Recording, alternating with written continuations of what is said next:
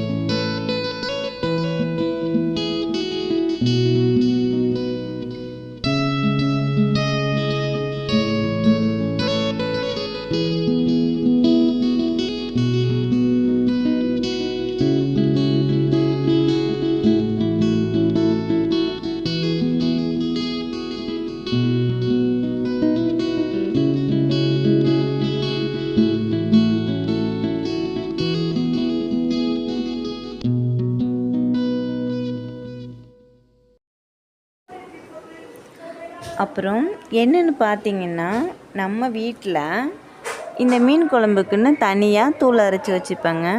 அதுவே பயங்கரமாக நல்ல மணமாக இருக்கும்.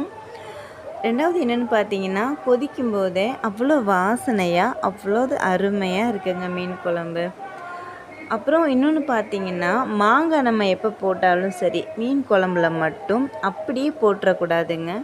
மாங்காய் வெந்ததுக்கு அப்புறமா அரைவாசி வேகும்போதே அதை எடுத்து நம்ம தனியாக கிண்ணத்தில் வச்சுக்கணும். ஏன்னு கேட்டிங்கன்னா, அதில் உள்ள புளிப்பு இறங்கும். ரெண்டாவது என்னென்னு பார்த்தீங்கன்னா, கரையிற மாங்காவாக இருந்தால் கரைஞ்சி போயிடும்.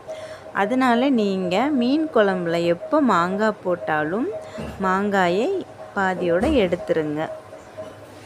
அப்படியே சட்டியோடு வச்சுட்டு நீங்கள் என்ன பண்ணினாலும் அப்படியே கரைஞ்சிரும். அதனால மாங்காயை தனியாக எடுத்துருங்க. அப்புறம் என்னென்னு பார்த்தீங்கன்னா, தேங்காயில் எப்போதுமே பால் எடுத்து ஊற்றுறதா இருந்தால் நான் சொல்கிற பொருள் தேவையில்லை. ஆனால் நீங்கள் தேங்காவை தான் ஊற்ற போகிறீங்க அப்படின்னா அதில் ஒரு 5 முந்திரி பருப்பு சேர்த்துக்கோங்க. மீன் குழம்பு வாசனையே செம்ம டேஸ்ட்டாக இருக்குங்க. கண்டிப்பாக நீங்கள் ஒரு தடவை ட்ரை பண்ணி பாருங்கள். மீன் குழம்புக்கு 5 முந்திரி பருப்பு போட்டு தேங்காயோடு அரைச்சிட்டு அதை கலந்து சாப்பிட்டு பாருங்கள். செம்ம வாசனையோடு சாப்பிடலாம். மீன் குழம்பு ரெடி ஆயிருச்சுங்க. அப்புறம் என்னென்னு பார்த்தீங்கன்னா, சாப்பாட்டுக்கு மீன் குழம்பு தயாராகிடுச்சு. இப்போ சாப்பிடலாமா? அவ்வளோ அருமையாக இருக்குங்க. நீங்களும் அதே மாதிரி ட்ரை பண்ணி பாருங்கள்.